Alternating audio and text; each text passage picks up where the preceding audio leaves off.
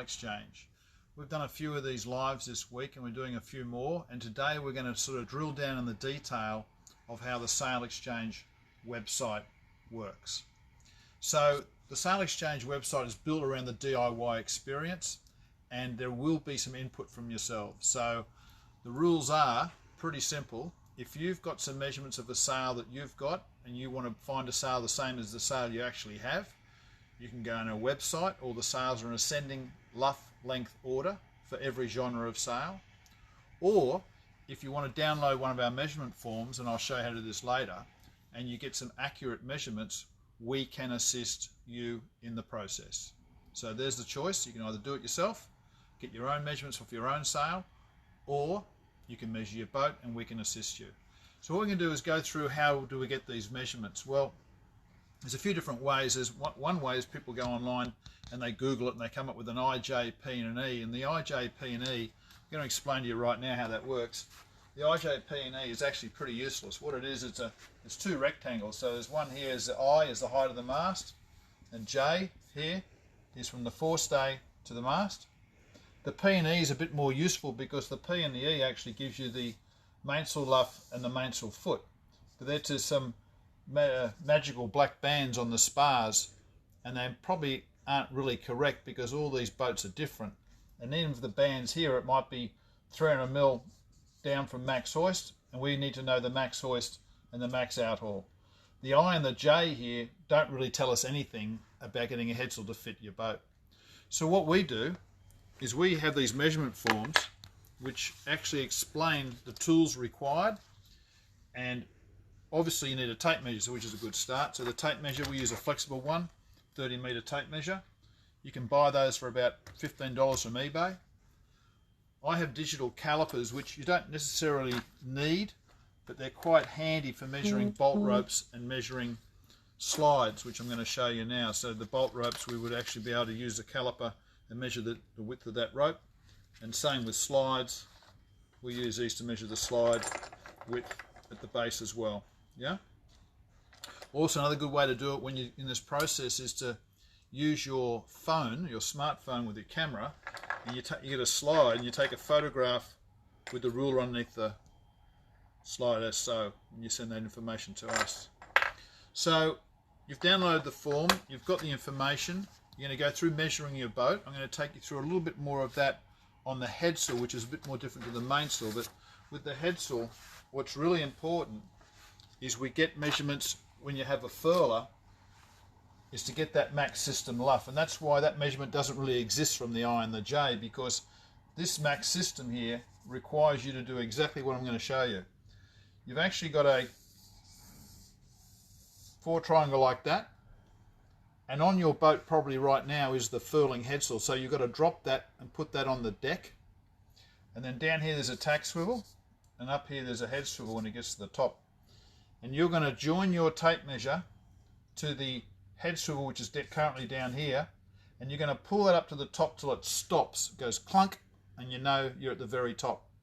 Then you're going to measure down to this tack swivel, and then we know the max, what we call the max system luff.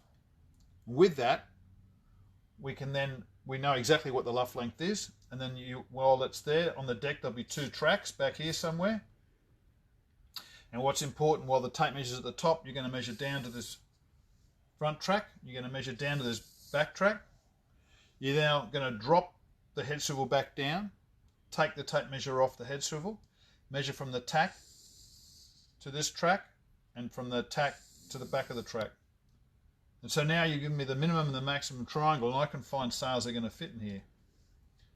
And we know that works because we've done a lot of this. I've been doing this for 44 years and I've got a pretty good handle on what is required. What doesn't work and isn't required is the actual measurements of your existing sail.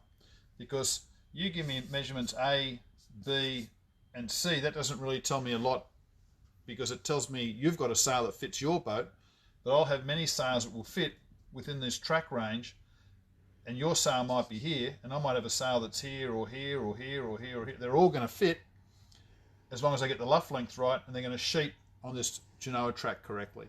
So that's why we need the measurements. Yeah. The next thing is to be, you know, after being in this game for 44 years, what I can tell you is I've made every mistake possible. I haven't made too many sales the wrong size, but I know if you take shortcuts, it will end in tears. And so what's really important is to get accurate measurements, and to do that, if you follow our form and follow each step that we've provided, we get the right data. What's really important is we keep this on file. And you might purchase one sale, but you might need other sales like a number 1 or a number 2 or a number 3 or a number 4 or a 5 or a storm jib, whatever it is. We can find sales that will fit exactly what I'm saying here. Will fit this triangle, because the triangle doesn't change. But the point here is the measurements that you get from the manufacturer, or the measurements you get from Google or SailRight or data, boat data, won't be what your boat is, because they're all different, and it's a very cottage industry. So what next part of this whole puzzle is the slides, which I showed you before. Now, just to give you an idea of how many different slides there are, this is a little slide string I use when I go on a boat to try the different slides on different masts. So what the form does, and when you go into the mainsail form, how that works is it actually asks you to tick what style of slide you have, and it asks you to, which is on this page here, so it asks you for the measurements of the luff hardware, the A, B, whether it's a flat slide, whether it's a slug, and we get that information. We can assist you with that interface of the sails to the spars. Yeah.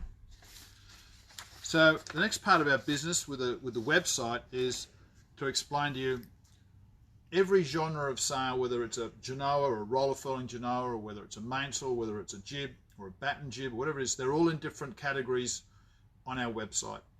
And on our website, all those categories are in luff length ascending order. So the smallest one is first, and the largest one is last. Now we've got sails that fit 10-foot boats, and sails that go up to 100-foot boats, and they're all there under each genre and category of sail. So that's how you can search for the sails. Now the other part of the puzzle with our website is you can actually consign a sail. So here's another form, and this is also downloadable off the site, and this allows you to understand the process and the terms and conditions of consigning your sail with us. We actually do all the work. We get the sail to our building here in Brookvale in Sydney, Australia. We take a lot of space downstairs, and we go and we measure all these sails and we pull them out. So we do all the work on that end, and then we put those details on the website so you can buy with confidence that the information is correct on the website. So what else do we do at the Sail Exchange? Well, we've got some other exchanges we're working on, and we've been pretty successful with the exchange group of companies. And we've now got Spar Exchange, which I'm going to take you through in the next video, which is where we have spars all around Australia and a few in New Zealand, which we've measured, we've photographed, we've logged.